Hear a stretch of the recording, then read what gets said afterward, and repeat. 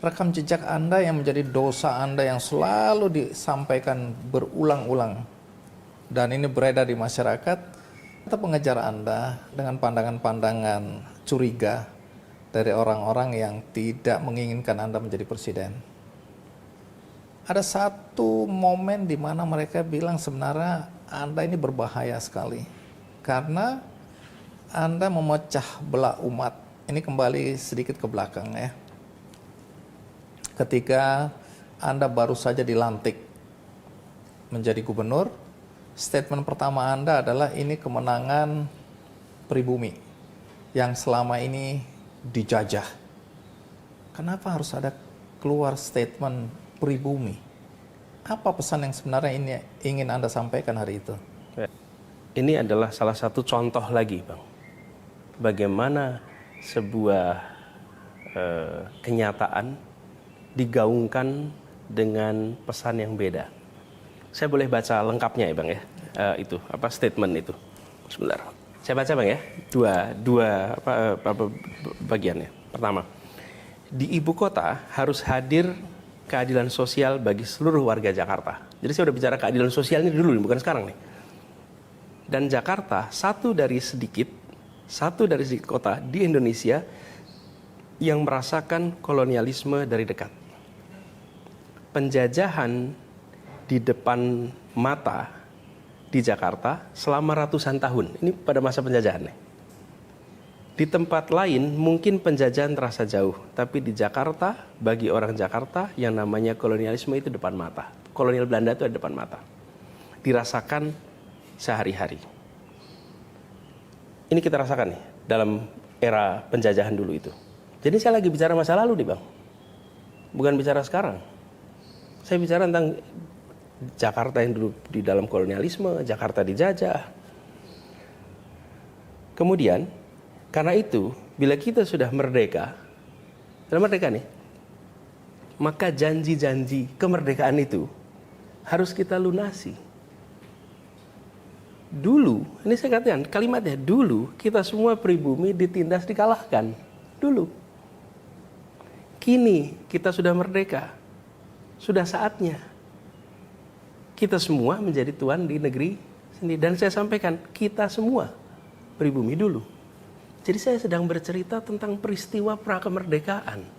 Yang pada waktu itu memang ada stratifikasi. Tidak sama sekali, tidak bicara tentang kemenangan pribumi, sama sekali tidak ada. Ini bicara tentang masa itu. Mereka yang tidak percaya dengan penjelasan Anda ini, ya, karena Anda dibilang gubernur yang pandai mengolah kata, Anda mengambil spesifik statement itu dengan merefleksikan apa yang terjadi di zaman penjajahan, itu menjadi ada konteksnya ketika yang Anda hadapi dalam kompetisi adalah Pak Ahok yang keturunan Tionghoa. Sehingga orang tidak bisa lagi melihat apa yang Anda sampaikan sebagaimana yang Anda maksudkan. Ini adalah simbol-simbol pernyataan Anda bahwa Tionghoa adalah penjajah, sekarang pribumi yang mengambil alih kota Jakarta. Itu kan bisa diartikan seperti itu pesannya. Boleh, jika sesudah itu saya tidak bertugas. Oke? Sesudah itu saya bertugas. Sesudah saya bertugas di Jakarta, apakah dalam bertugas diskriminatif? Apakah dalam bertugas menunjukkan sikap membeda-bedakan? Kalau sangkaan itu benar, maka selama saya bertugas ada diskriminasi, ada pembedaan. Nyatanya tidak. Justru merangkul semua. Sekali lagi orang yang tidak menghendaki Anda jadi presiden ini ya, punya argumentasi berkaitan dengan Anda selalu menyebut, silakan lihat rekam jejak. Rekam jejak Anda yang menjadi dosa Anda yang selalu disampaikan berulang-ulang. Dan ini beredar di masyarakat. Anda kan dulu bilang bagaimana kita harus merajut tenun kebinekaan. Tapi justru di era Anda membiarkan masjid-masjid, membiarkan pendukung Anda menggunakan politik suku, politik agama. Sehingga sampai hari ini dampaknya kata orang sangat dirasakan adanya konflik. Bahkan ada yang bilang kadrun, ada yang bilang kecebong, dan seterusnya. Itu gara-gara Anda. Jawabannya adalah lihat pada kenyataan. Bukan hanya lihat apa yang saya sampaikan, Bang.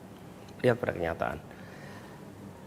Kenyataannya yang disebut sebagai polarisasi, bahkan sampai retak, robek kalau tenun kebangsaan, itu tegang sudah mulai 2012. Di 2015 mulai makin kuat. Saya belum jadi calon gubernur, Bang. Itu sudah rame. Saya masih tugas di Kementerian Pendidikan Kebudayaan. Apa yang Anda sampaikan ini? Poinnya adalah polarisasi sudah, bicara identitas itu sudah terjadi sebelum saya menjadi calon gubernur. Bahkan narasi baik yang pro Pak Basuki maupun yang anti Pak Basuki itu sudah ada sebelum saya jadi calon gubernur. Sudah ada di situ. Keramaian itu tinggal dilihat aja di catatan sosial media, di catatan media-media. Kampanye misalnya, lebih baik Muslim tidak korup daripada pemimpin tidak non Muslim tapi tidak korup daripada Muslim tapi korup misalnya. Terus yang satu bilang harus pemimpin harus beragama Islam. Itu kan tema-tema yang sudah ada sebelum saya calon gubernur, Bang. Jadi saya merasa ketika saya mendapatkan panggilan tugas calon gubernur, justru saya ingin mengembalikan yang robek ini. Karena sudah terjadi sebelum saya jadi calon gubernur. Boleh dicek di semua data. Saya menjadi calon gubernur bulan September tahun 2016. Keramaian ini sudah terjadi bertahun sebelumnya. Satu lagi klarifikasi mengenai apa yang Anda lakukan melalui rekam jejak Anda ketika kampanye. Karena ini juga selalu menjadi dosa Anda ya.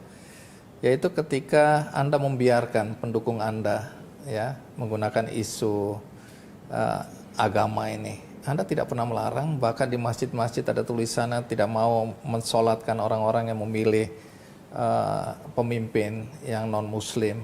Anda diam aja tuh. Jadi Anda membiarkan sebenarnya keadaan ini dan Anda mengambil manfaat dari situasi yang menguntungkan Anda ini.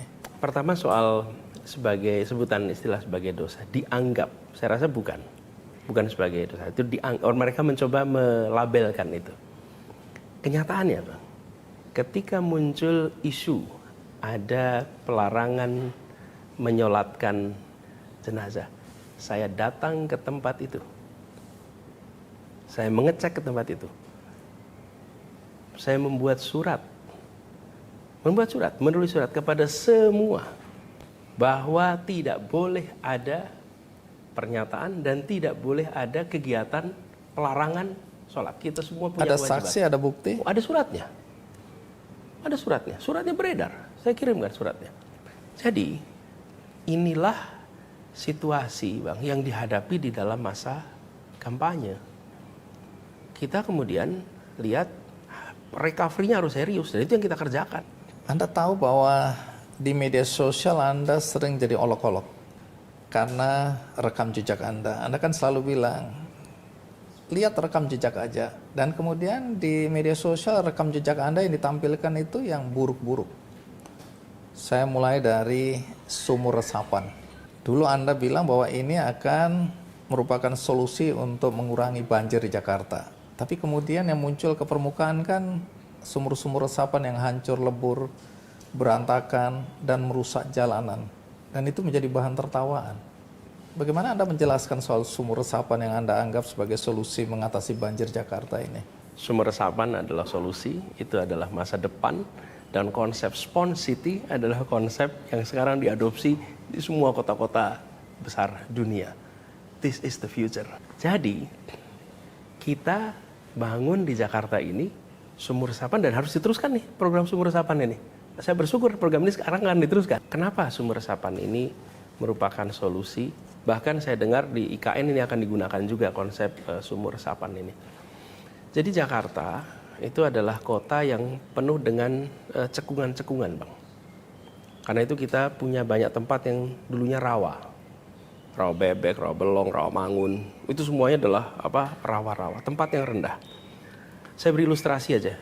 Di ITC Fatmawati dengan Jalan Fatmawati itu turun ke bawah jalan raya, itu turun ke bawah bisa sampai 1,5 meter jalannya. Nah, ketika terjadi hujan, tempat-tempat yang cekung ini selama ini pakainya parit pengantar air. Jadi antarkan airnya dipompa. Yang terjadi adalah genangannya lama sekali, baru dia turun. Kenapa? Karena harus ditarik ke tempat yang lebih tinggi, Bang. Nah, di tempat-tempat seperti itu dibangunlah sumur resapan sehingga dia turun. Dan terbukti itu mempercepat surutnya air pada saat hujan deras di tempat yang rendah. Di tempat-tempat itu sudah dibangun. Ada dibangun 27.000 waktu itu yang pertama kali. 27.000 lubang dibangun sumur resapan. Di tempat-tempat itu terbukti air menjadi surut cepat. Bisa ditanyakan kepada warga di sana. Oke, itu satu. Berarti ada solusinya. Yang kedua, apakah sempurna? Tidak, Bang. Apa tidak sempurna? Sebagian pelaksanaan kontraktor itu ada yang dikerjakan dengan rapi, ada yang tidak rapi. Ini kelihatan di lapangan nih. Ya, kita bangun 27.000, ya kalau ketemu ada 50 yang bermasalah sangat mungkin. Nah, 50 inilah yang difoto, 50 inilah yang kira-kira ya, yang digandakan dan diramaikan. Tapi program secara umumnya itu berhasil. Ini bukan kata saya, kata warga juga yang di sini. Halo teman-teman, ya kali ini Anies Baswedan diwawancarai oleh Kick Andy teman-teman ya. Jadi dia bertanya masalah pidato Anies waktu awal menjadi gubernur Jakarta ya. Di situ Anies Baswedan mengatakan dalam sebuah pidatonya adalah tentang pribumi teman-teman. Bagaimana pribumi ini ditafsirkan banyak orang tentang lawannya ya, yang notabene adalah Ahok pada saat itu, yang notabene juga keturunan dari Tionghoa teman-teman. Dan kemudian itu menjadi hangat pada saat itu ya, seolah-olah Ahok ini orang asing teman-teman. Padahal Ahok itu adalah WNI ya teman-teman. Dan ini terus digelintirkan pada saat itu. Kemudian Anies menjawab tentang pribumi ini ya, bagaimana perjuangan bangsa kita Indonesia menceritakan dahulu teman-teman ya, tentang perjuangan teman-teman ya. Jadi di sini Anies Baswedan mengklarifikasi kembali ya tentang tuduhan tersebut. Bahkan Anies mengatakan ya, coba lihat saya sudah menjadi gubernur, apakah ada penindasan, apakah ada diskriminasi yang saya lakukan? Tidak ada kan, dia rekam jejaknya. Saya merangkul, bahkan pidatonya waktu itu ya, itu sebelum dia menjabat teman-teman ya. Jadi itu pun yang terus menjadi buah bibir orang-orang sehingga membuat Anies ini selalu ditekan tentang hal itu teman-teman. Di sini Anies Baswedan terus menjawab pertanyaan Kick Andy ya atas dosa-dosa yang menurut orang lain terhadapnya teman-teman. Itulah cerita ataupun poin daripada wawancara Anies Baswedan dan Kick Andy ya. Bagaimana menurut kalian? Kita diskusi di kolom komentar ya. Sampai jumpa lagi di video berikutnya. Salam.